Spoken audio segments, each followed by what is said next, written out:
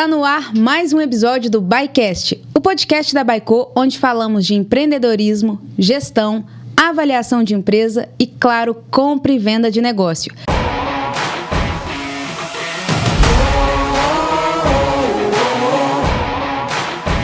E esse episódio não podia ser mais especial por dois motivos.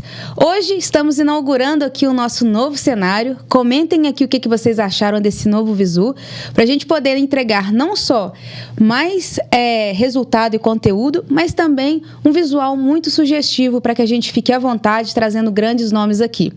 E hoje o nosso convidado é nada mais, nada menos do que o cara que consegue negociar, fazer valuations, dívidas, captações estrondosas de empresas que são relevantes no país. Além disso, ele é sócio da Araújo Fontes, nossa sócia e também uma das maiores boutiques de investimento e assessoria estratégicas do país, e o nosso grande e querido conselheiro da Baico, que é o Leonardo Teixeira. Léo, seja muito bem-vindo, uma grande honra ter você aqui no BaiCast. Ô Rafa, muitíssimo obrigado pelo convite, o prazer é todo meu estar aqui hoje, trocando um pouco de experiência com vocês, aprofundando aí todas as estratégias da Araújo Fontes, um pouco da nossa experiência com clientes e também a experiência da Baico, o que é estratégia de crescimento e, principalmente, eu acho que para quem está nos escutando, trocar experiências. Eu acho que é muito valioso, é um canal de conteúdo. Espero aqui trazer um conteúdo valioso de aprendizado sobre diversas situações daquilo que é o nosso dia a dia. É um dia a dia complexo, mas um dia a dia necessário para a gente compartilhar com os empreendedores cada vez mais esse tema, que não tem como a gente pensar em próximo nível de empresa se a gente não fala de movimentação estratégica ou de uma movimentação financeira. E ninguém melhor, né, para a gente agora pegar esse conteúdo da fonte, todo o seu know-how e toda a experiência que você tem. Se você puder trazer um breve resumo, Léo, de como você construiu uma jornada de pouco tempo, porém com grande assertividade, grandes movimentos aí que mudaram muita coisa nesse mercado. Perfeito, Rafa. Primeiro, assim, falando rapidamente aí da minha trajetória, eu comecei minha carreira em mercado financeiro em São Paulo, trabalhando numa tesouraria de banco de investimento. Foi uma experiência muito válida. O banco acabou sendo vendido para o Bradesco. Posteriormente, eu fui trabalhar com 25 anos, fui ser gerente financeiro de uma empresa telecom em Brasília, uma grande empresa, na época 2 bi de faturamento. Passaram 2 anos, ela também foi vendida para Vivo. O M&A sempre te persegue. Me persegue. E dali eu acabei indo para ser o diretor financeiro de uma empresa de pescados em Recife, era a maior empresa de pescados no país. Lá a gente fez todo o processo de profissionalização, vendemos uma parte da empresa para o BNDES Par e no final acabou sendo vendido o controle para uma empresa japonesa, chamava Nisui, é uma das maiores empresas de pescados do mundo, e aí completei a minha fase. Nessa época, foi quando eu conheci a Araújo Fontes, levei a Araújo Fontes para essa empresa para estar podendo nos assessorar e voltei para Minas, fui trabalhar a ser CEO de um grande grupo familiar aqui e chegou 2013 e resolvi acabar com a minha carreira de executivo e empreender. Fui ser assessor de empresas. Foi quando eu, em 2015, entrei na Araújo Fontes como sócio responsável tanto por operações de dívida como operações de M&A. E lá a gente já são mais de 8 anos aí, trabalhando grandes processos. É um aprendizado diário, super complexo. Acho que a gente vai poder explorar um pouco disso. Mas eu acho que a primeira coisa que eu costumo dizer, para a gente fazer isso muito bem, a gente tem que ter paixão por aquilo que a gente faz. Exato. Eu amo o que eu faço, adoro e, obviamente, a Araújo Fontes, ela tem como princípio, ela está alinhada, em primeiro lugar, aos interesses do cliente, ser muito técnica, ser imparcial, no sentido de, no final, criar uma relação de confiança. Não é todo dia que você vende a sua empresa, não é todo dia que você faz grandes captações de dívida. Então, você precisa de ter uma relação de confiança muito bem estabelecida com o seu cliente. Para quê? Para criar valor.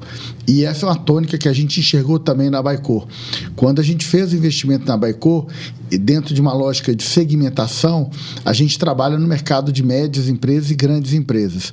Só que a gente não tem o DNA e a escala para trabalhar no segmento de pequenas e médias. Foi quando a gente enxergou na Baico uma possibilidade real de estar segmentando, de estar atuando nesse setor de pequenas e médias, que é um PIB relevante, grande quantidade de empresas aí no Brasil que são extremamente carentes. 27% do PIB está no PME. Está no PME.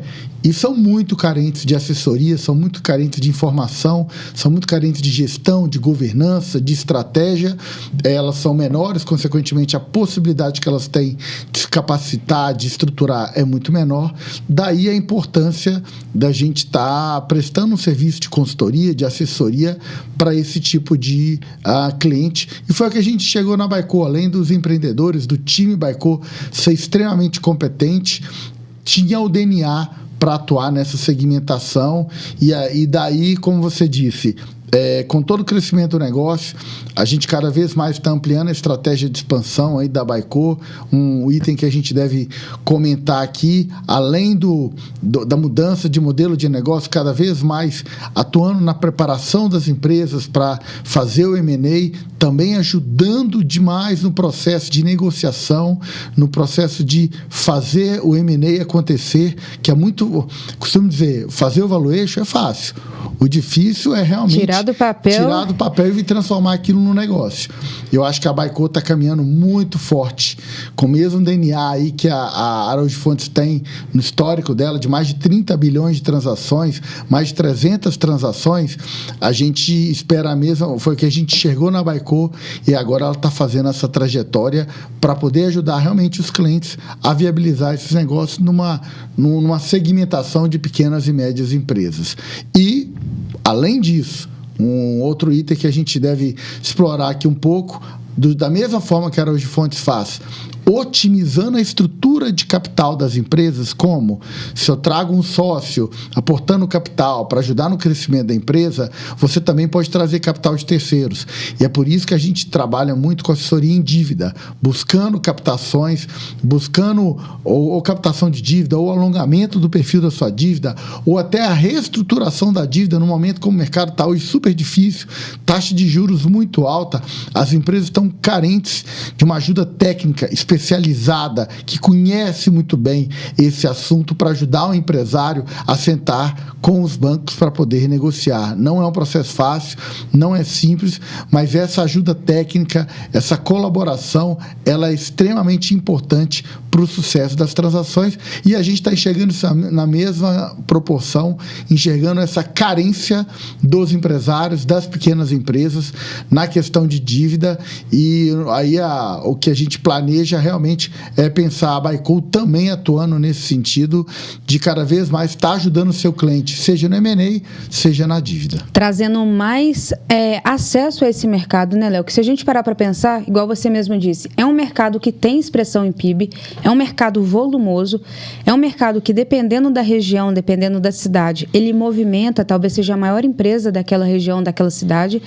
E quando a gente fala de M&A, quando a gente fala de movimento estratégico financeiro, ou no seu viés que a gente vai desmembrar, fica muito distante, né? O empresário, ele tem ainda essa resistência de pensar, eu faço, eu sei, conheço a minha empresa inteira, mas quando a gente fala de uma venda de empresa, queria que você começasse, Léo, principalmente falando das principais motivações, o que o empresário tem que alertar com ele, alertar pela própria ótica do negócio, quais os indicadores que ele tem que observar para entender motivação, momento, e, ao mesmo tempo, a gente trazer esse viés do M&A focado nas armadilhas. O que acontece quando não tem um assessor em operações de M&A, falando ou no caso da Baico, que são pequenas e médias empresas, ou no caso da Araújo Fontes, que são médias, grandes e grandes corporações? Perfeito. Acho que o primeiro ponto é o seguinte: você conhece algum negócio mais complexo que vender empresa? Essa é a venda mais difícil, né? Não existe uma venda mais complexa do que uma venda de empresa pelo simples fato de que você trabalha a parte jurídica, parte trabalhista, parte tributária, financeira, contábil, estratégica, ambiental e todas as dimensões que fazem parte de um negócio. Então, assim, é muito importante cada empresário ter em mente que na hora que ele está falando de uma operação de M&A, de trazer um sócio, vender, fazer uma fusão, comprar outra empresa, é um processo extremamente complexo, que demanda uma ajuda técnica muito forte. Por quê?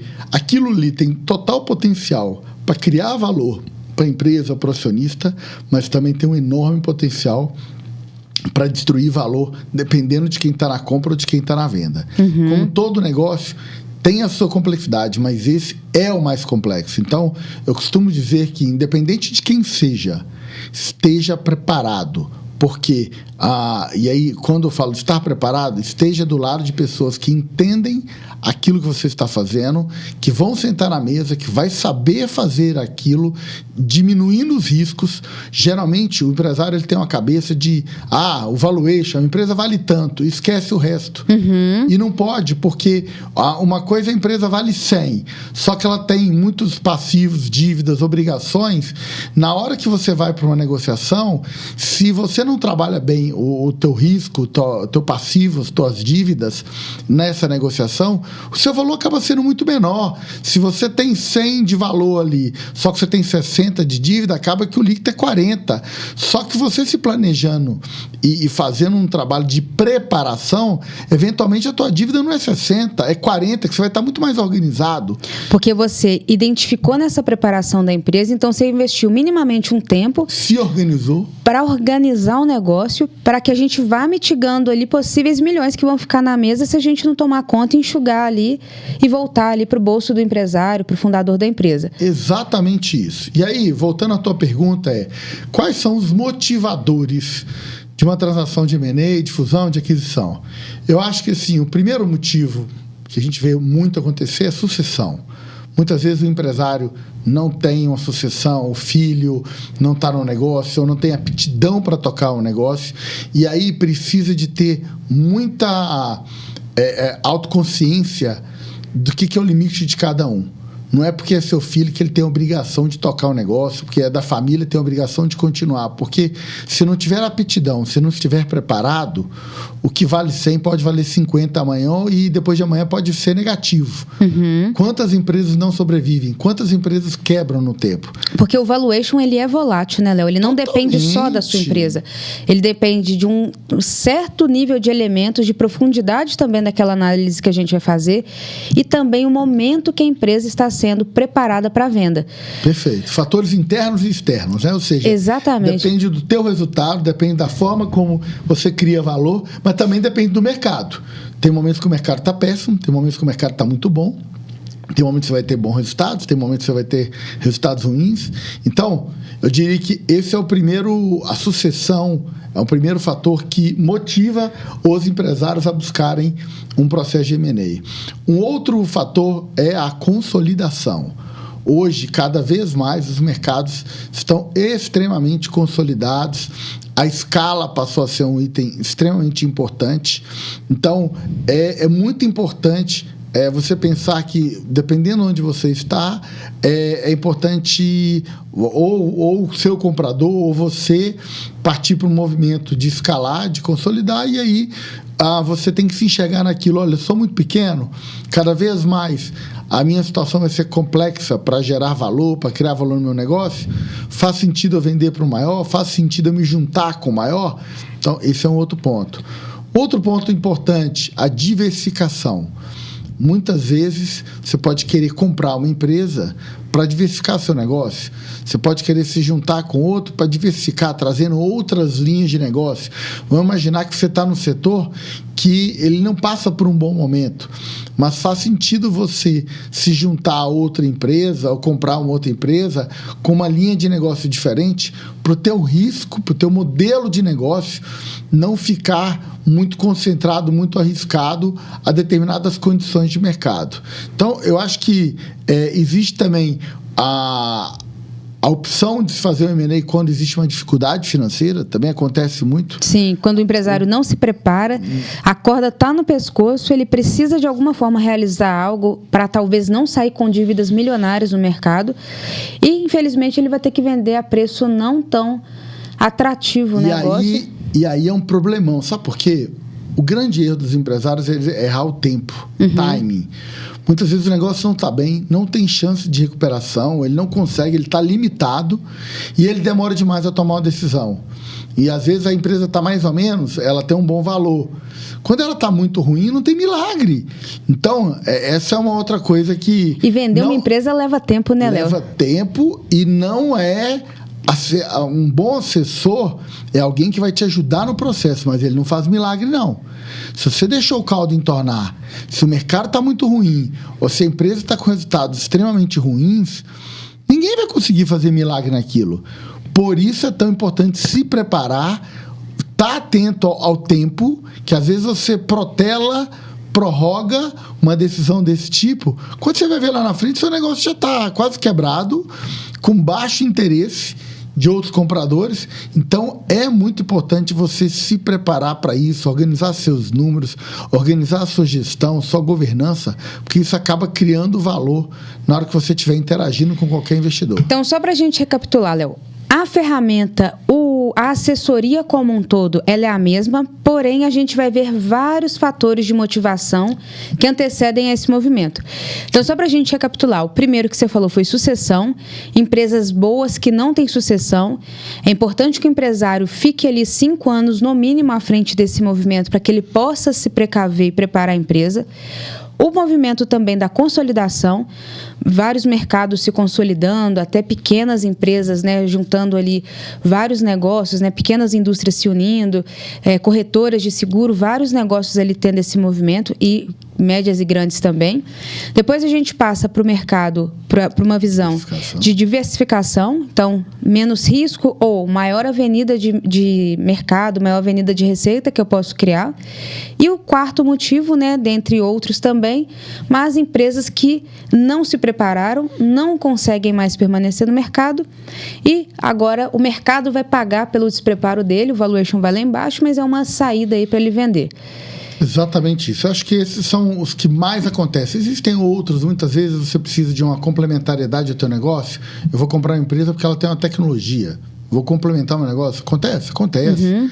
Eu vou me juntar com determinada empresa para blindar, montar um oligopólio, blindar determinado mercado, por uma questão de preço, para não aumentar a concorrência. Enfim, você tem, aí vai depender muito do planejamento estratégico de cada empresa e do setor, dos fatores internos, mas eu acho que são os principais motivadores são esses aí.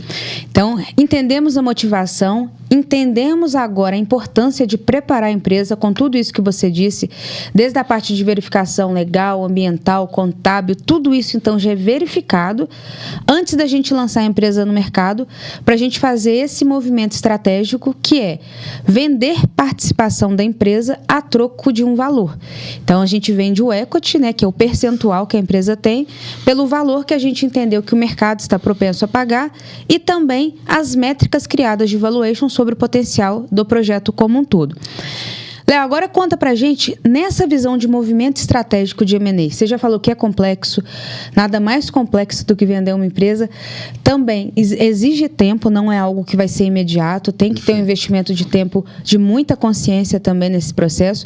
Agora vamos falar das estratégias de M&A. Como que o mercado está, como que o mercado se porta com relação a empresas que são lançadas em venda de equity. Conta pra gente um pouco da sua experiência e de erros e fracassos que você viu aí de M&A ao longo da sua jornada. Bem, eu acho que de todo o histórico, eu destacaria um primeiro ponto que é a preparação. O grande erro dos empresários de novo, você não vende sua empresa várias vezes na vida, são poucas. E pela complexidade que é o processo de venda, acho que o primeiro grande erro é não se preparar, tá? É você não ter uma contabilidade organizada, é você não ter seus números organizados, é você não montar uma estratégia de abordagem correta na hora da venda. Poxa, se o seu comprador está interessado em crescer em determinado mercado e você atua ali, você tem que montar todo um plano mostrando para ele que aquilo que ele quer crescer, você é a solução para ele. Você vai criar valor para ele. Então, essa preparação para sentar na mesa, para discutir, ela tem muito valor porque ela pode ser decisiva no eventual interesse ou não do investidor. Então, acho que... e muita gente menospreza isso. Muito empresário acha, meu negócio está ótimo, está tudo lindo, vou lá, vou sentar na mesa, acho que um bate-papo ali vai resolver, e não vai. Certo. Porque é uma conversa técnica, precisa de uma ajuda técnica para poder fazer aquilo bem feito, tá? Então, eu acho que o primeiro erro dos empresários nesse sentido é, muitas vezes, não organizar essa preparação. O segundo erro é, muitas vezes, perder o timing. O tempo que você decide para você levar ao mercado e tomar uma decisão. Muitas vezes o ser humano tende a protelar as coisas de tal forma que protelar pode destruir muito valor. Pode criar também. Sim. Muitas vezes você pode, eu vou segurar porque eu estou crescendo tão rápido, daqui um ano eu vendo e vou estar num valor muito melhor porque eu estou tendo certeza que eu vou criar valor. Mas você também pode destruir valor. Você pode ter um resultado pior, você pode ter uma condição de mercado pior e, às vezes, você tem uma oferta boa na mão, deixa passar, a famosa cavalo goela larga, que o cara quer mais, ou cavalo selado passando. Passa uma vez... Ninguém garante que ele vai passar de novo. Em vez de passar. Porque o mercado tem humor também, né, Léo? Igual você falou. Tem o externo e o interno. Às vezes o interno está favorável para você, que você está crescendo, mostrando resultado e share ali de mercado. Mas o externo, na época que você acredita que está no momento certo, vem uma pandemia, vem algum movimento que você não vai tirar do papel aquela ideação. Exatamente. E a gente... Eu costumo dizer que o ser humano ele tem uma cabeça... via de regra, muito positiva, muito otimista. E a gente acha que valor isso só vai para cima, né? Você vai no empresário, não é isso, é mais, não é mais, vai crescer, não, vai aumentar, não. Quantas milhares de vezes clientes que... Já tive cliente com proposta de 130 milhões, aí na hora H o investidor vai, não te pago 130, pago 115. Aí meu cliente ficou... pé da vida, não quis fechar, passado 3 anos, ele não vale 60. Ou seja, lá atrás, aquela proposta que ele tinha valia muito mais, acabou passando. Isso é muito importante, a presença do assessor, porque o assessor ele vai mostrar todas as variáveis positivas para aceitar a operação naquele tempo e todos os riscos de não aceitar. Tipo assim, cara, por 15 milhões que você está deixando de realizar, isso pode trazer danos no futuro, embora a escolha sempre seja do fundador, dos sócios, mas o assessor ele tem esse papel muito importante, né, Léo? Não só na parte da preparação, mas conversas, arranjos de negociação, estruturação, porque são conversas densas, né? São conversas que você tem que ir batendo até chegar num senso comum com as partes. Perfeito. Isso é um ponto importante. Eu costumo brincar com nossos clientes que, seja qual for o produto dele, né? Ele está acostumado lá, vamos dizer que é uma empresa de móveis. Ele está acostumado a vender móveis todo dia. Quantas vezes ele já negociou a venda de uma empresa? Quantas vezes cada empresário já negociou uma venda de empresa? A gente que negocia isso todo dia, aprende todo dia. Todo dia. Você imagina quem não faz isso e quer se aventurar a fazer com toda a inteligência e competência do mundo. O que eu falo aí nessa hora é a falta do cabelo branco. É a sola de sapato quilômetros e quilômetros rodados, né, Léo? Exatamente, a experiência.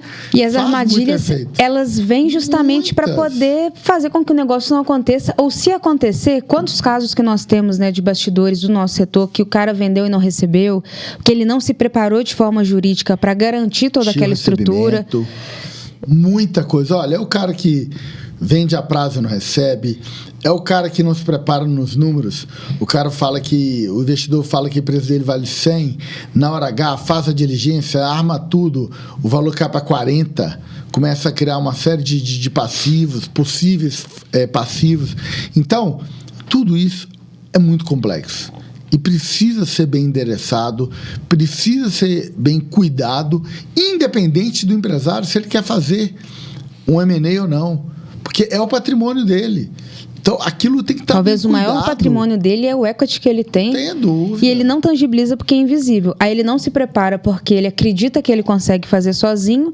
E no final da vida ou daquela jornada empreendedora dele, o muito que ele achava que tinha se torna pouco em liquidez, pouco em operação. Exatamente isso, Rafa. É por isso que eu acho que o processo de venda de empresas, de M&A, ele traz inúmeras oportunidades, inúmeras, mas ele também te traz riscos. Se você não estiver preparado, o que é bom pode ser ruim. E vice-versa. Vamos até citar o nosso caso, né, Léo? Porque, como você disse no início, Araújo Fontes já tem todo esse pioneirismo em relação ao M&A no país, uma das primeiras boutiques a lançar isso de forma profissional. Se a gente parar para pensar, ainda hoje, 2023, a gente está falando de uma coisa ainda pouco discutida em ambientes empreendedores, em escolas de nível superior, que é o mínimo, né? Onde que já tem que começar a falar isso, é dentro das faculdades, não em pós apenas, para selecionar ainda mais. E quando a gente fala de duas empresas como a nossa, olha como que a gente se colabora, né, Léo? Olha como que a gente cria um ecossistema mais forte. A gente vende para o mercado agora, que a Baicô pode ser o início, a gente prepara em uma rodada, capta alguns milhões, joga naquela empresa de pequeno, médio porte, e depois ela está ali preparada para um segundo, terceiro round, com uma boutique como a F, né, com nosso sócio Banco BMG também, trazendo mais estrutura. Então, como que o empresário tem que entender que são ritmo, né? Não é algo que vai acontecer e quando acontecer eu penso. Começa a pensar agora, começa a ver sua motivação, sua preparação, conversa com um assessor, troca uma ideia, entende questão de tempo, questão de investimento, questão de gargalos que vão ter na operação para a gente ter um ecossistema tão bom quanto Estados Unidos, que M&A lá acontece numa velocidade, também num ritmo muito rápido. E aqui a gente vê essas transações mais morosas pelo fato do empresário não ter a consciência correta com respeito ao tema. Perfeito, é isso. Muitas vezes a gente precisa pensar 3, 4, 5 passos à frente. Não adianta que pensar é a estratégia, só, né? É estratégia. Não basta pensar só no passo seguinte. Você tem que ir além. E fazer uma transação desse tipo é pensar muito à frente. É pensar o futuro do seu negócio. É pensar a sua estratégia. É pensar que existem limites, como existem retornos. Então, maximizar isso, avaliar com profundidade, é super importante porque pode estar em jogo o futuro do negócio. Muito bom. Léo, agora aproveitando aí o seu seleto tempo, e assim, já é uma aula muito grande ver toda essa experiência que você teve, né? Você já teve contato com o M&A desde 20 anos de idade, mesmo nos bastidores, até ficar à frente de uma das maiores operações de pescados que o país viu, outras aí que você foi o líder, e é uma bagagem muito grande que você consegue corroborar e construir com o nosso mercado que está em plena construção e com uma vida ainda pela frente bem amistosa. Mas agora vamos falar daquele tema ainda mais preconceituado que o M&A. Tem coisa mais preconceituada que o M&A? Sim. É o quê? Dívida. Dívida. Vamos lá. Onde que o empresário pensa que dívida, é coisa ruim, é passivo. E ele não entende essa visão do assessor, essa visão estruturada de que a dívida bem feita, ela é o próximo degrau, ela é o próximo nível para a sua empresa. Léo, agora dá a aula, dá o choque de realidade no empresário que está ouvindo isso. O que é uma dívida e como que isso tem que ser tratado dentro das empresas? Eu acho que, em primeiro lugar, vamos desmistificar a dívida. Existe sim a dívida boa, existe sim a dívida ruim, tá? Só que o que faz ela ser boa ou ruim é muito em função das condições que você negocia a dívida e das condições que está o seu negócio. Porque a dívida pode ser boa, mas se o seu negócio estiver ruim, ela vai acabar ficando ruim. Por quê? Porque quando você pensa em captar uma dívida, você precisa de um capital. Pode ser para crescer, pode ser para ter mais caixa. Para dar liquidez ao seu negócio, para capital de giro, para investimento. Só que tem um propósito. Se eu estou tomando a dívida de terceiro, ela tem um custo. Por que eu estou tomando um recurso para alocar ele dentro do meu negócio? Tem uma premissa ali que é o seguinte: eu vou colocar esse dinheiro para ele me dar mais retorno. Então, essa é a primeira lógica. Se eu estou pegando uma dívida e ela é muito cara, significa dizer que o seu negócio tem que dar um retorno maior do que o custo que ela te gera. Dá um exemplo. Então, vamos lá. Eu estou pegando uma dívida de 1 milhão. E o custo dessa dívida é 20% ao ano. 20% okay? ao ano. Então, ela vai me custar 200 mil por ano. Perfeito. Poxa, com 1 milhão, vamos dizer que eu gere um resultado adicional de 150 mil.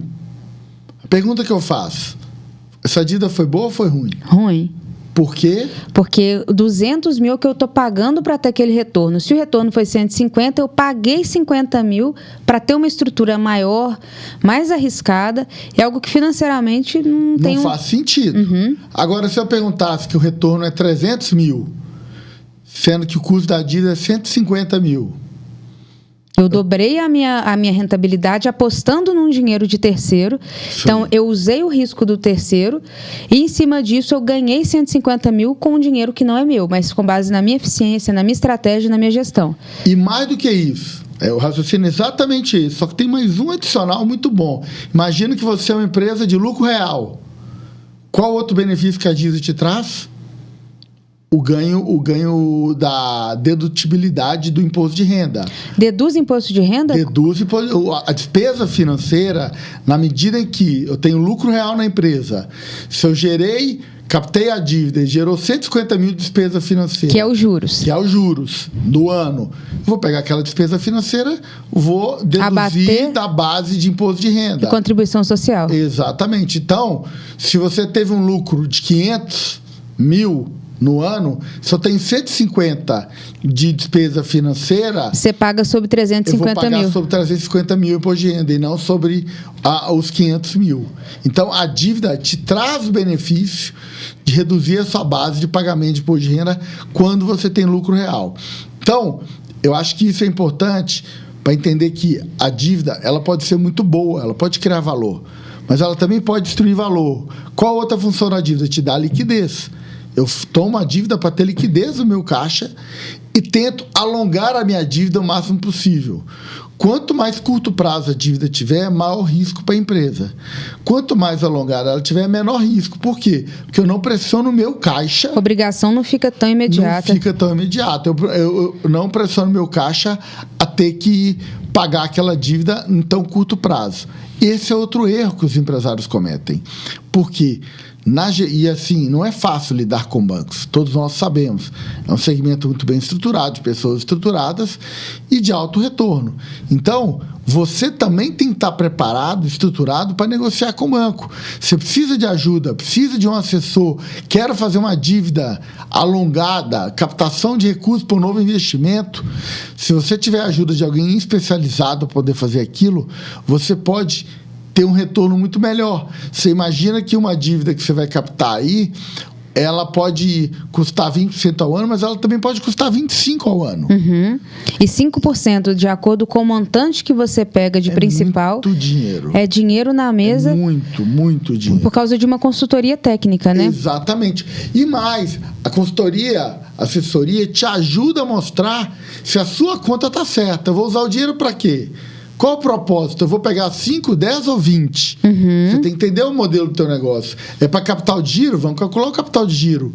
É para o fluxo de caixa ali operacional? Vamos calcular o fluxo de caixa operacional. Então, a dívida ela tem um lado positivo muito forte, mas ela tem que ser bem gerida. O gerenciamento de dívida é super importante.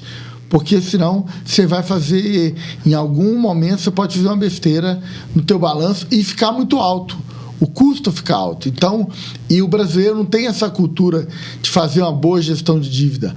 Os financeiros das empresas não estão acostumados a isso e acaba sendo um fator preponderante. Isso é muito importante, Léo, porque às vezes o empresário paga um consultor de gestão, aquele consultor que está acompanhando diariamente a estrutura da empresa, e ele pensa, já que ele está aqui, ele sabe fazer isso.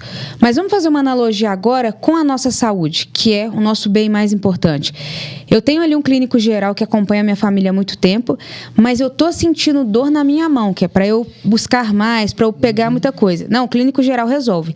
Chega um momento que a elasticidade do meu braço começa a ficar curta, porque eu estou vendo ali que a minha mão não está conseguindo mais avançar, crescer nova avenida, e eu estou buscando um especialista geral para tentar me ajudar numa coisa específica. E o empresário tem que entender que a extensão da vida dele é a empresa. Aquilo que vai trazer liberdade, aquilo que vai trazer um conforto melhor para a família, e se ele não cuidar como ele cuida da saúde dele, automaticamente ele vai ter ali... A conta vem. Aí você começa ali a entender que você perdeu espaço, você perdeu mercado, depois fica muito caro para você recuperar aquilo. E não sabendo também alocar, esse é um outro erro que a gente vê muito.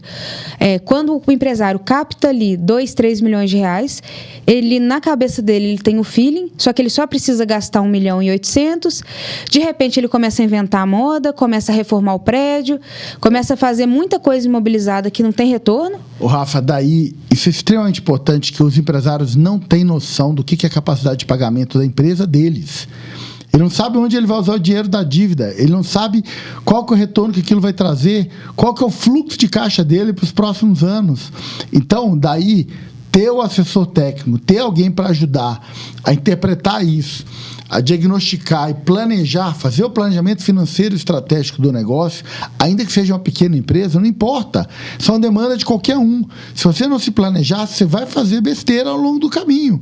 E aí, ter um laudo de crédito, ter um documento que possa te ajudar a entender a sua capacidade de pagamento e, consequentemente, a necessidade de dívida que você precisa é extremamente importante para você não fazer nenhum erro. Eu costumo dizer, Rafa, e aí, dentro desse universo da dívida, é importante a gente separar em 3 categorias. Você tem a dívida, que é a captação de novos recursos. Você vai ao mercado captar uma dívida. Pode ser junto a banco, pode ser junto a investidores, o mercado de capitais, uma debênture, um CRI, um CRA. Só na Araújo Fontes, por exemplo, a gente faz 1,5 bi por ano de transações desse tipo. Estruturadas, inteligentes, que dão retorno. Totalmente. Tailor-made, feitas sob medida para o cliente. Então, a primeira situação é a dívida... A captação de recursos. Você tem a segunda situação, que é o alongamento de dívida. Eu estou com uma dívida boa, mas ela está no curto prazo. Eu preciso de alongar. Chegar no banco, vou me preparar, mostrar todos os números, mostrar a minha capacidade de pagamento para alongar essa dívida. E tem a terceira dívida, que eu chamo de reestruturação de dívida. O que é isso? É quando realmente o cliente está numa situação delicada, complexa, que o banco propõe, vou alongar por 6 meses. Não é suficiente. Uhum. Então, e aí o banco não aprova a condição maior, você tem que sentar com o banco e fazer um processo de reestruturação da dívida. Falar, meu amigo, tá aqui, eu não gero caixa. Se ficar dessa forma, uma hora eu vou quebrar. Ou a gente segura o pagamento e vê e você me dá mais prazo, ou eu não vou conseguir cumprir com minhas obrigações. Então, isso é muito importante, essas 3 categorias, porque a grande maioria das empresas hoje, com a taxa de juros do jeito que está, com a economia do jeito que está, muitas empresas têm essa demanda, têm necessidade, e é uma coisa que a gente gosta muito de fazer na Araújo Fontes, e agora a Baico também se preparando para essa nova fase aí. Assessoria de M&A, assessoria de dívida, pequena e média empresa podem agora ter mais segurança nesse mercado, que a Baico vem justamente para cumprir a lacuna onde que as boutiques não chegam. E com um belíssimo laudo de crédito para ajudar na discussão com os bancos. Aprovado e criado pelo melhor, que Léo, assim, olhou cada item, cada lógica. Rafa, todos nós, mas realmente... Mas você deu muita visão, Léo, acho que isso que você falou é muito importante, né? O cabelo branco, a quilometragem que vai fazer e o que o mercado, como o mercado te enxerga é o mais importante. Porque o empresário fica muito concentrado no que ele tem, ele quer porque quer vender aquela ideia, aquele projeto, tanto para um banco quanto para o mercado, mas agora vamos sentar na cadeira que você está, que é a experiência que você adquiriu ao longo desses anos e anos de jornada. Como que eles vão ver a minha operação? O que eu preciso trazer, como que eu preciso me resguardar e me garantir que eu vou criar a estratégia mais inteligente com menor custo e maior prazo. Essa é a lógica de uma dívida bem estruturada. E principal, agora a mensagem para o empresário aí que está escutando a gente. Você sabe qual é a sua capacidade de pagamento? Você sabe qual é o seu fluxo de caixa? Quanto tempo de dívida, qual o prazo da dívida você precisa para poder ter uma tranquilidade que você vai conseguir pagar aquela dívida? Você sabe o que é o custo competitivo? Não adianta chegar para o seu gerente no blá, blá, blá e falar que eu quero tal taxa. Não, você precisa criar um processo competitivo, você precisa se estruturar Dívida é uma relação, uma percepção de risco. Se o credor vai te fazer uma boa proposta, ele tem que entender que a tua percepção de risco é boa, o teu rating de crédito é bom. E daí é super importante você estar preparado para isso, ancorado com gente que conhece do mercado, que sabe tecnicamente defender aquilo, porque no final aquilo vai te trazer melhores condições, menos garantia, mais prazo e uma taxa mais competitiva. Então, não se engane, é extremamente importante, em momentos como agora, que a grande maioria das empresas hoje, o que está acontecendo? Elas estão tendo uma despesa financeira quase equivalente à sua geração de caixa. O custo da dívida está muito alto, então se prepare para isso. Não adianta reclamar, a gente tem que trabalhar nesse sentido, trabalhar tecnicamente para buscar as soluções que elas existem. Da mesma forma que existem muitas ineficiências. E a grande verdade, Rafa, é que se nas médias grandes já existe uma grande falta de preparação das empresas do ponto de vista técnico, financeiro, para fazer isso, você imagina nas pequenas. Tem uma lacuna gigante para ser trabalhada e daí a importância das competências que a Baico tem, que a Araújo Fontes tem para os seus clientes de médio e grande porte, para a Baico, para os seus clientes de pequeno e médio, para quê? Para ser esse braço técnico, para ser esse suporte, para ajudar a ter, primeiro, a visão técnica de capacidade de pagamento, de percepção de risco e, posteriormente, ajudar a dar a mão para esse empresário e ir junto com ele lá na ponta, lá no banco, para mostrar para o banco o risco do negócio, dar transparência, porque não adianta. Se eu não mostrar isso para o banco, como é que ele vai ter uma percepção boa do meu negócio? Exatamente. A relação é essa. Eu preciso de mostrar para o banco que o meu negócio é bom, que eu tenho uma capacidade de pagamento boa, que eu domino o meu negócio, para ele também me dar uma condição boa. Senão, se ele tiver uma percepção errada disso, ele vai me dar uma cotação ruim, uma dívida cara, uma dívida curta. E olha, velha máxima, o que quebra a empresa é o caixa. Então, caixa é o rei, né? O caixa é o rei. Se você não tiver uma dívida mais alongada, tiver no curto prazo, quantas empresas já quebraram por não ter a gestão do caixa e da dívida devidamente? Calculados devidamente. Tem que ser bem E isso trabalhado. que você trouxe, Léo, essa lacuna é uma grande oportunidade para aquele empresário que quer fazer certo, quer fazer de longo prazo. Então, ao invés de a gente ver como lacuna, veja como uma oportunidade de ver que ninguém está vendo, que aí talvez seja um maior tropeço do seu concorrente, mas agora tendo essa mentalidade onde que você consegue sair na frente, ou em uma virada de assessoria estratégica como o M&A, ou em uma captação financeira como a dívida. Léo, o papo está ótimo, mas para a gente fechar, queria que você trouxesse, então, um briefing bem rápido com relação melhor momento para fazer M&A, melhor momento para fazer uma dívida. Poxa, essa pergunta não é fácil. Eu acho assim,